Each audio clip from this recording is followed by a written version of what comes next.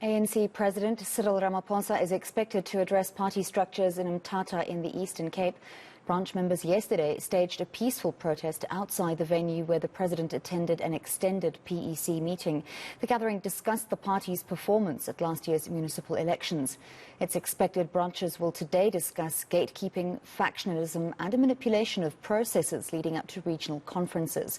Senior reporter Siphamandla Goge is covering this story for us. Sipa, can you tell us exactly what time we are expecting the president to address that extended PEC meeting?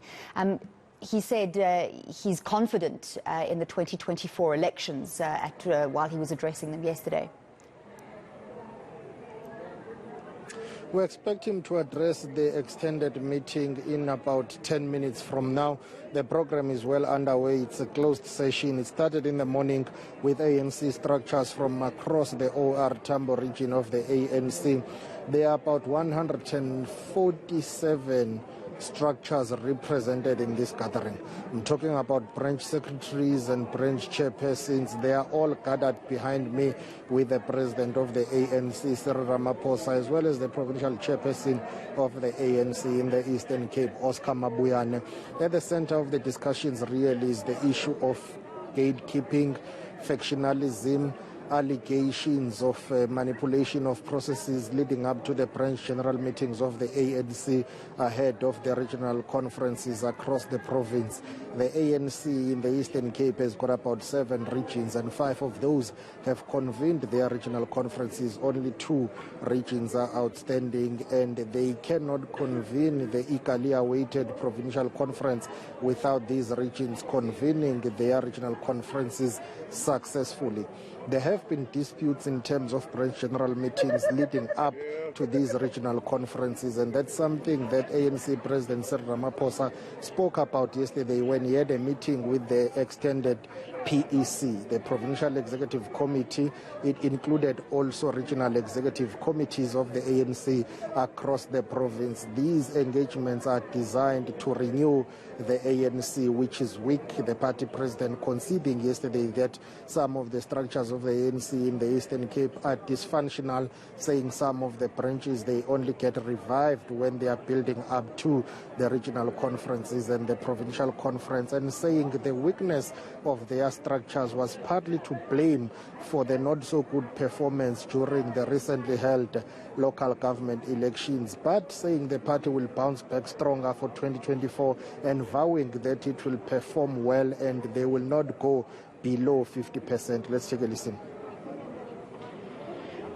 And it is this that we must now focus attention on as we lead on to the 2024 elections.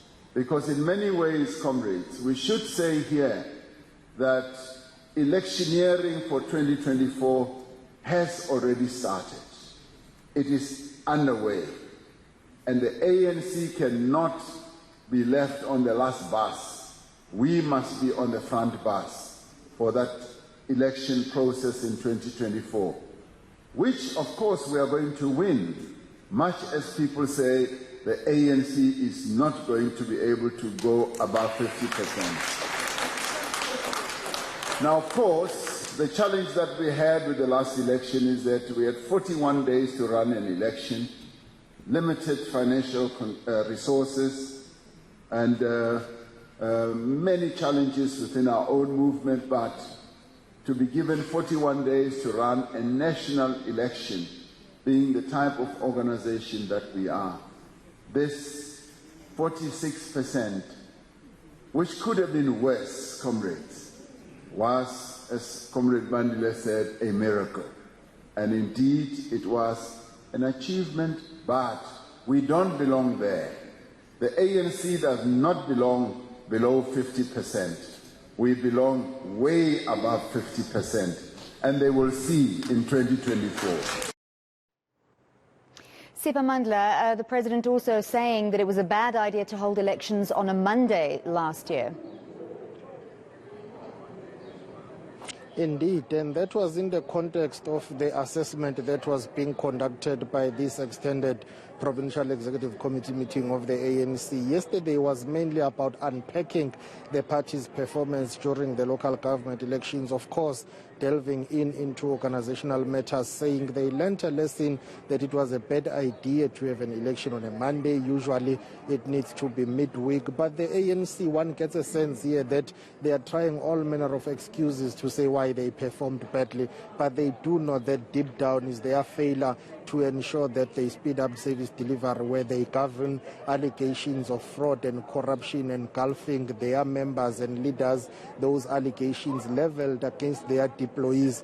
Those things have contributed to them dropping in terms of electoral support. But the president seems to suggest that, well, the fact that an election was on a Monday, that contributed negatively. But his critics will be quick to point out that it doesn't matter when the election is convened. It could be midweek, but the reality of the situation is that if people decide not to vote, they will not vote. It doesn't matter when you convene an election. And one of the notable points, that came out when he was speaking yesterday, it's something that the ANC has discussed, but it seems as if the president is reviving another discussion here in terms of those members and leaders of the ANC who face criminal charges that have been asked to step aside. Yesterday he spoke strongly against leaders and members of the ANC vying to contest for positions while they are charged. Of course, there has been a debate in the past to say, if you are charged as a member of the ANC, does that prevent you from contesting for a leadership position, whether at a branch level, regional level, provincial level, or even national level?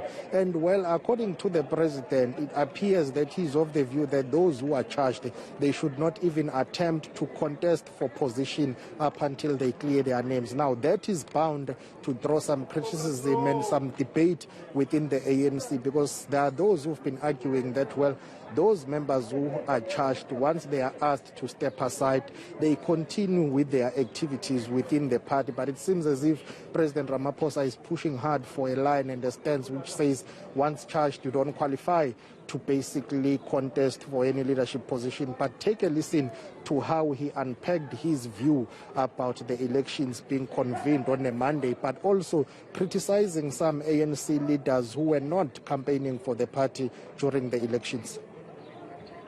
I believe that if all hands were on deck during this election, our election outcome would have been a lot better. Because many of our people did not go out to vote. Now, if our branches were alive, and if our leadership were out there, and if our volunteers, Comrade you are absolutely right, I'm a volunteer way to this, they need to be supported. We don't pay stipends to our volunteers, but they need to be given drink and food as they go about electioneering for our movement. Now, if we had done that, and we had gone all out, and we would not have known the people who might have been feeling lazy to go to the elections and so forth, and we would have encouraged them. The other thing, of course, which was raised by another comrade, was that this was the first time that we held an election campaign on a Monday. It was an error, because all our elections have always been held during the middle of the week, where we just interrupt whatever people are doing during the week to go and vote, rather than